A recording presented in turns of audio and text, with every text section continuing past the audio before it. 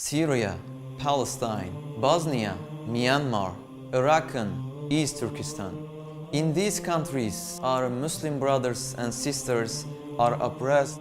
Muslim population still hasn't reached 1.8 billion because of egoistic, selfish people who only care about the world, about the dunya, and forgot the afterlife, the akhirah. So there is no cohesion between Muslims. So listen carefully to what I am going to tell you in this video. You will not believe what our Muslim brothers and sisters in East Turkestan going through. The oppression in this country is unbelievable and unbearable. We do not pay enough attention to this horrible oppression in East Turkestan. Therefore, many people do not know what is happening there. We have spoken with refugees from East Turkestan and couldn't believe what they have experienced. East Turkestan has contributed a great deal to the spread of Islam through Muslim leaders and scholars. In 1870, despite pressure from China, England and Russia, East Turkestan showed its loyalty to the Ottoman Empire.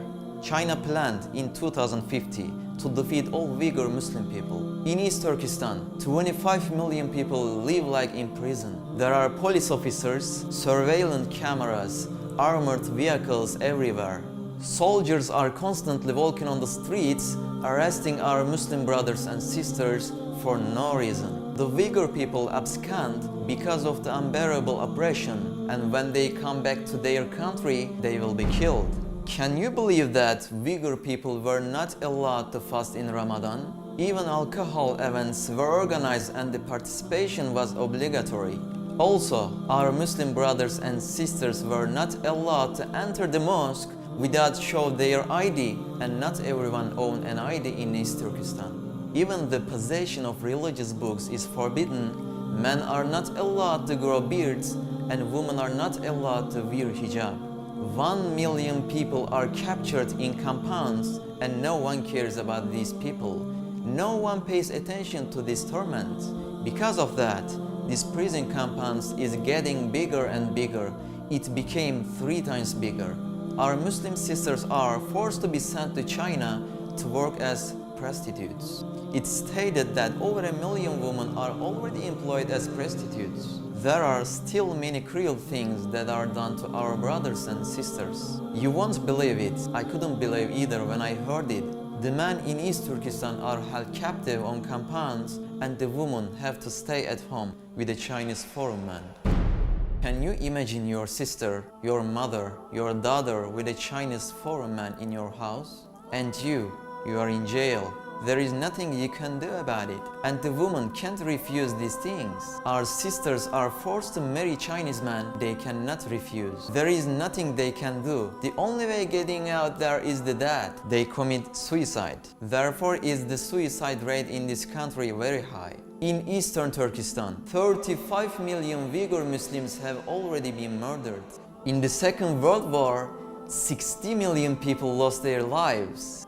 Do you now understand how terrible torture and oppression is? 1.8 billion people don't see this torture or don't care about it. Before we did this video, we talked to 2 brothers who told us about this oppression in their country. We couldn't believe what they experienced. The first one we talked to said these things to us. All started with that. Men are not being allowed to grow beards. Women were not allowed to wear headscarves, hijab. Reading the Quran and praying were forbidden. They captured men, our brothers, in compounds. And the women have to marry Chinese men. And China is calling this fraternity project. Whoever does not obey these commandments will be captured. The Chinese want to marry women when they see them on the street. If the woman doesn't want to, they get to jail too. So, women get forced to marry the Chinese man. They have no other choice. The Uyghur people who aren't in prison are forced to eat pork and drink alcohol.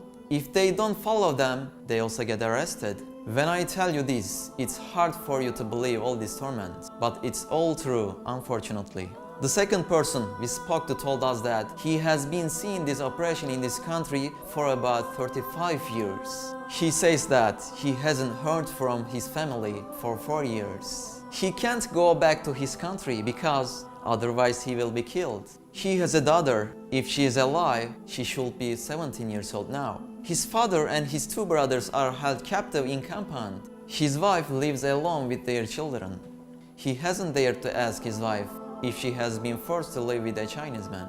He says that he has asked his wife if there are still rapes, and his wife said angrily that she couldn't answer the question with a good conscience. He also told about the Uyghur sister who recently fled. He asked her if she was raped, and she started crying and scolded him that he asked such a question. All over the world, Muslims become suppressors. Don't say you can't prevent it.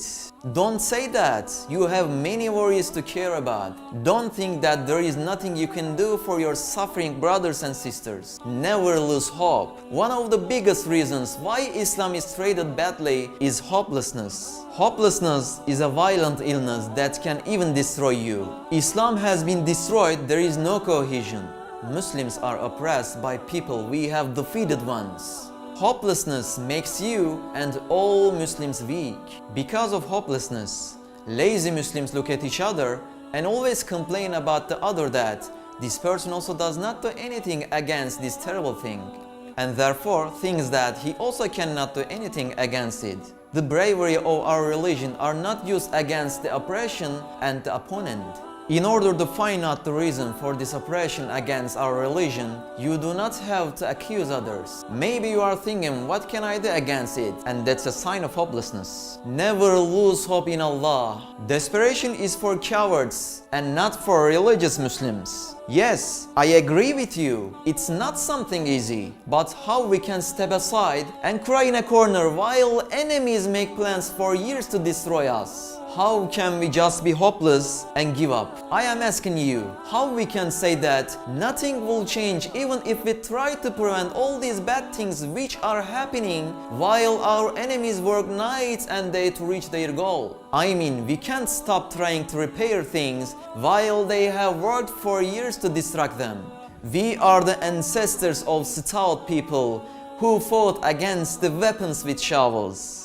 We are the ancestors of brave fighters who fought for their lives only for the peace of Islam.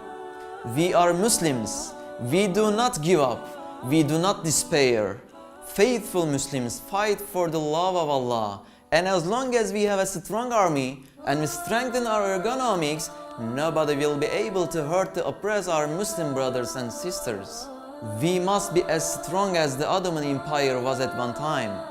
Do not forget how patiently the Ottoman Empire fought through the difficult situations to become the Ottoman. They worked hard step by step for years. And we have also to work hard day and night, like our ancestors, without despair, without giving up. I have already mentioned this several times in this video, but I want to stress it again. Never say, what can I do about it? Never give up, never think negative. You can start by learning your religion and spreading it, inviting other people to Islam. You can also start by explaining Islam to your children and practicing it with them. You can get good education to make a good contribution to your country. For example, by becoming a good economist and supporting your country with great projects. Or you can become a soldier and protect and defend your country. I will tell you a story that you should never forget and learn from it. Once upon a time, there was a carpenter who built the best and most beautiful minbar. Everyone was fascinated about this great masterpiece. This minbar was so beautiful that people came from abroad and wanted to buy it. But the Muslim carpenter rejects the offers and says that he will not sell this minbar. The reason for this is that he made this masterpiece for Al-Aqsa Mosque, even though at that time was Jerusalem occupied by Christians. But in response to his answer, everyone laughs at him that his dreams will never come true. Because Jerusalem was conquered by Christians and this army is very strong. So he says this, I am only a carpenter. I can only build a minbar. One of you has the task to conquer Jerusalem back again. Everyone has to do what he can do best. Selahaddin Ayyubi was 7 years old when he heard what the carpenter said. He remembers these words and sets himself a great goal. Years go by and Selahaddin Ayyubi grows up. He gathers his army and conquers Jerusalem back again. Afterwards, this beautiful minbar is brought to Al-Aqsa Mosque. So, he makes a big step in the history of the Muslims. Did you understand what I was trying to tell you with this story? You do your job. Do what you can best to stop these operations. It could be that these terrible proceedings are forgotten, but Allah doesn't forget it. It could be that a lot of people don't see these agonizing sufferings of our Muslim brothers and sisters, but Allah sees it. The tyrant dies with his dignity and the oppressed with his humiliation. There will be an afterlife where the tyrant will to give an account for the cruel things he done to the Muslims, and his punishment will be eternal hell.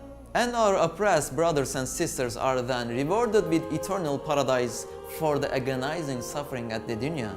At the moment, our brothers and sisters are in pain. There is no justice in this world. We will get justice in afterlife, inshallah. At the end, Muslims will be happy and the evil oppressors will suffer this time. Allah is the best of those who take the best revenge. Do not forget to share this video with your friends so that everyone may know about the injustice which is done to our brothers and sisters. And with only sharing this video, you have already taken a step to bring an end to these operations. See you until the next video, inshallah. Assalamu alaikum wa rahmatullahi wa barakatuh. ولا تحسبن الله غافلا عما يعمل